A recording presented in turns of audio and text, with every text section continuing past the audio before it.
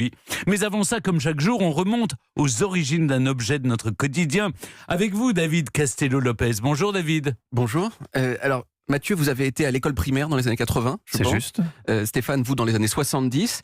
Est-ce que vous avez utilisé des effaceurs? Ah bah oui, Souvent, évidemment. surtout avec Est-ce toutes les que- fautes que je faisais. Est-ce que vous vous souvenez de cette farce hilarante qu'on faisait avec les effaceurs? Il y en avait plusieurs. Généralement, c'était peut-être plus le cas maintenant, tout le monde écrivait au stylo à plume sur des feuilles à grands carreaux avec une marge rouge qui permettait au professeur d'écrire des trucs du genre imprécis, faux, honteux, ou encore vous finirez en prison, Castello-Lopez. Non, vous n'avez pas ça sur le côté? Non. Mais bon, avant qu'il ait écrit tout ça, la feuille était vierge et il y avait une farce trop bien qui consistait à faire la chose suivante. On prenait un paquet de feuilles vierges appartenant à un camarade et soigneusement, on faisait sur chacune d'elles de grands traits d'effaceurs Bien en sûr. zigzag. Vous avez fait ça, vous? Mais oui, mais Vous avez jamais fait ça, Stéphane? Non, jamais. Vous étiez tellement gentil. Ah, non. ça prenait longtemps, hein, ça pouvait prendre une petite demi-heure, mais c'est quoi une demi-heure hein, quand le but c'est de nuire à autrui? Et bien sûr, au cours d'après, quand votre ami sortait une feuille pour prendre des notes, eh bien il se rendait compte rapidement qu'un mot sur deux s'effaçait à moitié au moment où il écrivait, ce qui le mettait hors de lui, et on riait, car encore une fois, le malheur des autres, c'est quand même super. Alors, les Très belle effaceurs... citation. Tout à fait.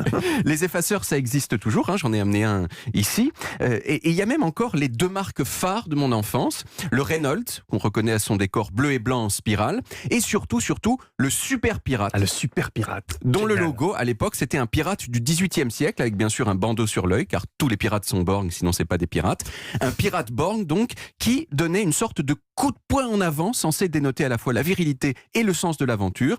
Tout ça, ça me paraissait parfaitement cohérent quand j'avais 12 ans. Mais maintenant, quand j'y pense, quand même, beaucoup moins, car je me demande, je pense de façon très légitime, ce qu'un pirate peut bien foutre avec un effaceur. C'est vrai. Surtout un pirate du XVIIIe siècle, vu qu'au XVIIIe siècle, il n'y avait même pas d'effaceur. On sent Stéphane un peu perdu dans cette chronique parce que je crois qu'à son époque, il y avait pas encore... il y avait de l'effaceur ou Bien c'était sûr. encore Non, l'angle ça- la plus ça- Bien meurtrière sûr, on avait ça, l'effaceur. Ah bah oui, bah voilà. Déjà. Oui, Comme mais- quoi. oui, j'ai connu ça. Mais bon, donc les pirates du XVIIIe siècle qui utilisent des effaceurs, voilà, bon, c'était les années 80, hein, c'était n'importe quoi. Il y avait des filles seins nus en prime time dans le Collard au chaud. C'était la belle époque. C'était une Ouais. autre époque. Reste la question que moi j'ai envie de me poser, hein, comme toujours, c'est mais d'où ça vient l'effaceur? C'est qui le premier qui en a fabriqué?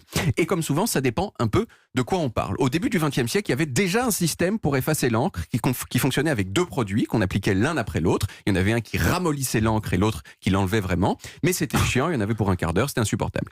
Et à partir de là, il y a deux histoires concurrentes qui s'opposent et qui sont portées chacune par l'entreprise qui a intérêt à les porter. La première, c'est celle de Pélican qui fabrique les super pirates. On est tenté de les croire d'ailleurs, Pélican, parce que c'est une marque allemande. Ah oui, Ça se prononce c'est plus sérieux. Pelican, en fait. Or, les Allemands sont fiables, hein, même si des fois ils sont un petit peu excessifs. L'histoire que raconte Pelican, c'est ouais, en fait, c'est nos chimistes qui ont inventé le produit qui efface l'encre dans les années 30. À l'époque, on appelait ça le Tintentod.